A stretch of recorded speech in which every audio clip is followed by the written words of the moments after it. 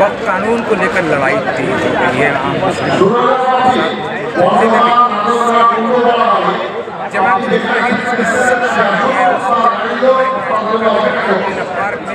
अजीम शान जलसा किया इस काले कानून के खिलाफ और ऐलान कर दिया कि मुसलमान कभी भी इस काले कानून को नहीं करेगी। सिद्दीकुल्लाह चौधरी की क़यादत में ये जलसा हुआ, उसमें तमाम मसलक के आइम्मा कराम तमाम दूसरे मज़ाहिब के लोग भी थे, हिंदू थे, क्रिश्चियन थे, चर्च थे, सभी ने कहा कि मुसलमानों के साथ इंसाफ सही किया जा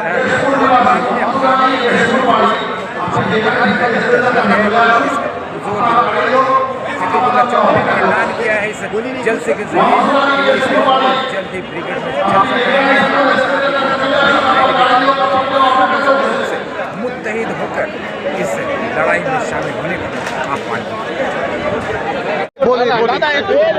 যে আইনটি হয়েছে ভারতবর্ষের বিরোধী দল কম বেশি কথাটা শুনবে তো, ভারতবর্ষের বিরোধী দল কম হলেও প্রায় 400-র কাছাকাছি প্রস্তাব দিয়েছে। জমিয়ত উলামা হিন্দ, পারসালাল্লাহ বোর্ড এবং দারুল উলুম দেওবন্দ জয়েন্ট পার্লামেন্টারি কমিশনের যে চেয়ারম্যান উনি সাথে ছিলেন, কথা বলেছেন, সব কিছু প্রত্যাখ্যান করেছে। একচেটিয়াভাবে মুগুর মেরে পুঁজিপতি ব্রাহ্মণ্যবাদের শক্তি ভারতের দুর্বল মানুষের প্রতি চাপিয়ে দিচ্ছে। এটা সংবিধান বিরোধী, বেআইনি। আমরা পরিষ্কারভাবে ঘোষণা করছি এই আইন আমরা মানছি না, মানব না। দ্বিতীয় কথা, রিপিল হতে হবে। 14 থেকে 16 এই 2 বছরে মোদী সরকার 1150 আইনকে রিপিল করেছে। অতএব ওয়াকাফের মতন এই আইন, যেটা স্পর্শকাতর, সংখ্যালঘুদের অধিকার হনন, জমি দখল, মাফিয়াদের গাজুয়ারি, এটা মেনে নেওয়া যায় না। 1 কোটি স্বাক্ষর আমরা করব। প্রধানমন্ত্রীর কাছে প্রথম 10 লাখ করে পাঠাবো। আমরা জানি সুপ্রিম কোর্টে কেস হয়েছে, মাননীয় আইনজীবীরা লড়াই করবেন, সেখানে আমাদের সহযোগিতা থাকবে। এই 1 কোটি স্বাক্ষর দিয়ে প্রমাণ করতে চাইছি যে আপনি সংবিধান রক্ষার পরিবর্তে সংবিধানকে পদদলিত করছেন, বেআইনি কাজ করছেন। এটা আমরা হতে দেব না। আমরা জীবন দিয়ে, প্রাণ দিয়ে সংবিধানকে রক্ষা করব। আর এই লিখিত যে ডকুমেন্টস বা স্মারকলিপি দিচ্ছি, তাতে নাম, অ্যাড্রেস, জেলা, স্বাক্ষর সবটাই তাতে থাকবে। এটা প্রমাণ করবে। আর এখানে মুসলিম, নন মুসলিম, খ্রিস্টান, শিখ, হিন্দু, এছাড়া মুসলমান সমাজের সর্বস্তর একজোট আমরা হয়েছি। এটা কোনো ধর্মের বিরুদ্ধে, হিন্দুর বিরুদ্ধে লড়াই নয়। আমরা স্বাগত জানাচ্ছি ধর্মনিরপেক্ষ হিন্দু ভাইদের যারা আওয়াজ তুলেছেন। মুখ্যমন্ত্রী মমতা বন্দ্যোপাধ্যায় আপনাকে ফোন করেছিলেন সমাবেশ চলাকালীন? আমি 3বার ফোন এসেছিল, লাইন কেটে গিয়েছিল। উনি কথা বলতে চাইছিলেন। আমি তার অফিসে বলেছি যে আপনি পশ্চিমবাংলায় বিধানসভায় মোশন এনেছেন, একইভাবে বলেছেন আমি ওয়াকাফ আইন আমার স্টেটে ইমপ্লিমেন্ট করব না। আমি সেই মেসেজটা দিয়েছি, জনগণ তাতে খুশি হয়েছে। আমাদের বক্তব্য, সরকারের পদে থেকে মুখ্যমন্ত্রী যেটা করছেন সেটা তার প্রশংসা ঠিকই, কিন্তু জনগণকে সচেতন হতে হবে। এখন অলরেডি নোটিফিকেশন হয়ে গেছে, ডিএমের কাছে যাবে। লড়াই তো নিচে থেকে হবে। আমরা মানুষকে চেতনা দিচ্ছি যে 37,000 গ্রাম, যেখানে সারা বাংলার প্রায় 77% গ্রামের মানুষ, 23% শহরে, আজকে কম হলেও 4 লক্ষ মানুষ এসেছেন। এখান থেকে পার্ক সার্কাস, মল্লিক বাজার, শিয়ালদা, ধর্মতলা, এই পুরো 4 কিলোমিটার চত্বরে জনজোয়ার। আমি দুঃখিত তাদের জায়গা দিতে পারিনি, সময় মতো ওই রানী রাসমণি পাইনি। তার কারণ ওটা আর্মিতে গত নভেম্বরের সবার জন্য আমার কাছে নোটিশ পাঠিয়েছে। আপনি বললেন 50,000 হলো 5 লাখ, কই হচ্ছে? ওই কারণে এটা সহজভাবে পৌরসভা থেকে দরখাস্ত দিয়ে পেয়েছি। কলকাতা পুলিশ যথেষ্ট সহানুভূতি করেছে। কিছু ছেলে হয়তো কোথাও গোলমাল করতে পারে, আমি জানি না। এটা 1 মিনিট, এটা অন্যায়। এর সাথে আমাদের কোনো যোগাযোগ নেই, এতে বিজেপি যে লোক নেই এটাই বলতে পারবো, বা সরকার বিরোধী নেই, বিজেপির পক্ষে অন্য দল আমি সেটা জানি না। এই কারণে আমাদের লোক কাজ করবে না, আমরা যা করবো শান্তিपूर्णভাবে। अभी तक कितने सिग्नेचर्स जो है आपके अभी देखिए काउंट नहीं किया, आज कम से कम 50,000 सिग्नेचर सामने आ जाएगा। 4 लाख आदमी आए और इसको हर जिला में हमने बांट दिया और हमने किसी ऑर्गेनाइजेशन का नाम नहीं लिखा। आप अपनी तरफ से दीजिए, वो हम भेजेंगे। 10 लाख 10 लाख 10 लाख। আমি বলি এই স্বাক্ষর সিগনেচারটা এটা লিগ্যাল গভর্নমেন্ট যেহেতু রিপিল করেছে, আমরা দৃষ্টান্ত পেয়েছি কোথায় কোথায়, সে খতিয়ান আমার কাছে আছে।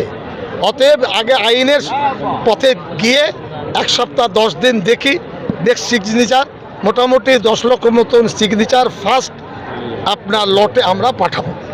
এটা একেবারে আইনসম্মত কাজ। সুপ্রিম কোর্ট চলবে। বাংলার জনগণ বলতে চাইছি, আপনি সংবিধান বিরোধী সিদ্ধান্ত নিয়েছেন, বেআইনি, আমরা মানছি না, মানব না। ये जो लड़ाई है ये हम लोगों को हक की लड़ाई है, और हमारे इस्लामिक कोई भी चीज़, हम किसी ट्रस्ट, हिंदू ट्रस्ट में कभी कोई मुसलमान जुड़ता नहीं है, ना जुड़ना चाहता है। मगर मोदी गवर्नमेंट ये बिल पेश कर मुसलमानों के वह बिल को पास करा कर 2 हिंदुओं को जोड़ने की कोशिश कर रही है, उनको बांधने की कोशिश कर रही है, उसकी इख्तियार छीनने की कोशिश कर रही है। मुसलमान, सिख, ईसाई जितने लोग हैं, ये सिर्फ आज मुसलमानों पर नहीं, कल आने वाला कल ईसाइयों भाई पर, सिख पर और भी बुद्धिस्ट पर, सब पर ये लागू करेंगे। मैं ये इस बिल के खिलाफ में जुड़ा हूँ और जुड़ा रहूँगा, इसलिए कि आज के दिन में हम सब लोग मिलकर इसका आंदोलन का अपोज करना पड़ेगा, सब मिल के काम करना पड़ेगा। पहले बात तो है सिद्दीकुल्ला साहब का हम धन्यवाद जानाएंगे कि हम इन ऑर्गेनाइजेशन का कोई मेंबर नहीं, फिर भी हमको दावा दिया था, क्योंकि हम एक वॉकअप प्रैक्टिशनर है। लास्ट 20 ईयर से हम वॉकअप मैटर ही प्रैक्टिस कर रहे हैं। तो ये जो कानून बना है एक पूरा असंवैधानिक कानून है। आप लोग भी देख रहे हैं, इसका जो जितना भी हम लोगों का राइट है, कॉन्स्टिट्यूशनल राइट, वो वायलेट हुआ है। तो मेरा जो कहना है, हर स्टेट का हर पार्टी जो ऑलरेडी इसको चैलेंज कर दिया है सुप्रीम कोर्ट में, ये अभी अंडर सब जुडिस है। मगर बात है ये मोरालिटी का, क्योंकि देखिए एक नज़रअंदाज किया जा रहा है, क्योंकि हम लोग जो हिंदू भाई है उनको भी हमको सपोर्ट करना चाहिए, क्योंकि यह का बात जो है कम्युनिटी का नहीं, बात है कॉन्स्टिट्यूशन का वायलेट करने का मैटर है। क्योंकि इस कॉन्स्टिट्यूशन ने जो राइट दिया है, धर्म का अधिकार, जो जैसा हम लोग का जितना अधिकार है हिंदू का भी है, सबका भी है। तो देखिए जो हिंदू का जो लॉ है वो भी अब खतरे में है, क्योंकि जो हिंदूज एंडोमेंट एक्ट 1997 जो है उसका जो मैनेजमेंट जो सिस्टम है उसका पूरा हिंदू से गाइडलाइन है, और हमारे भी थे ही मुस्लिम का गाइडलाइन है। अभी ये लोग चेंज कर दिया ताकि हम लोगों का जो वक़फ़ है इसका ख़त्म हो जाए। जैसे कि ये कानून तो लागू नहीं होगा, इंशाल्लाह 100% लागू नहीं होगा, हम लोग करने भी नहीं देंगे। ये जो एक छोटा सा ऑर्गेनाइज हम लोग क्या है, तो मैसेज हम लोग पूरा बंगाल को देना चाह रहे हैं। अगले जो आ रहे हैं, जैसे 14 तारीख को आप लोगों को पता है मुर्शिदाबाद बरहमपुर में हर संगठन में एक बड़ा मीटिंग बुलाया है। अगला जो मीटिंग होगा इंशाल्लाह जो है ब्रिगेड में मीटिंग हो जाएगा। तो अगले 1 महीने के अंदर ये बिल अगर रिकॉल नहीं करते, कैंसिल नहीं करते मोदी सरकार, तो बीजेपी के लिए बहुत महंगा पड़ेगा। कितना होप है सुप्रीम कोर्ट का? 100% है। हम लोग कानून की स्टूडेंट है, हम लोग लॉयर है, जहाँ तक हम लोग कानून पढ़ा है इसमें आर्टिकल 32 हम लोग को गाइड किया है। जो भी अगर अनकॉन्स्टिट्यूशनल डिसीजन लिया जाता है सुप्रीम कोर्ट का पावर है, तो हमको पूरा 100% बिलीव है देश का उच्च न्यायालय के ऊपर कि ये कानून ज़रूर रिजेक्ट हो जाएगा। लेकिन इधर इस साल के अंदर में, कोर्ट के अंदर में जिस तरह से मुस्लिम मामला में जैसे जजमेंट आ रहा है लॉ को अंडर बेनिथ करके, इससे कितना होपफुल हो सकता है? एकदम सही है।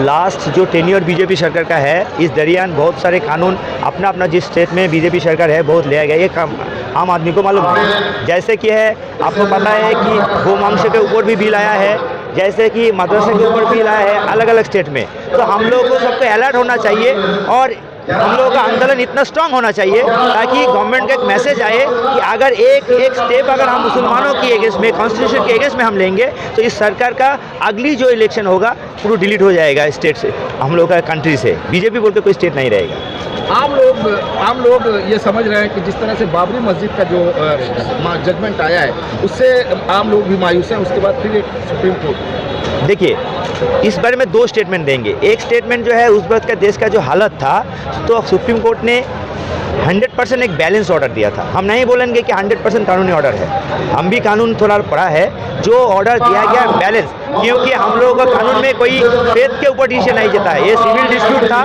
डॉक्यूमेंट के ऊपर डिसीजन लेना चाहिए था, मगर ये बैलेंस दिया था ताकि भाईचारी इसको सही, हम लोग का जो यूनिटी है इसको कोई डिस्टर्ब नहीं। और दूसरे तरीके से जो है अभी जो मुद्दा हुआ है, देखिए कुछ दिन पहले जोगी ने एक स्टेटमेंट दिया था कि हम लोगों को, मुसलमानों को, वो बांग्ला में जिसको कहते हैं ईदुर, इसको स्टेटमेंट दिया कि हम लोग जो करेंगे ये लोग ईदुर है, इसका अंदर में रहेगा, ये कभी बाहर निकलेंगे। गलत है।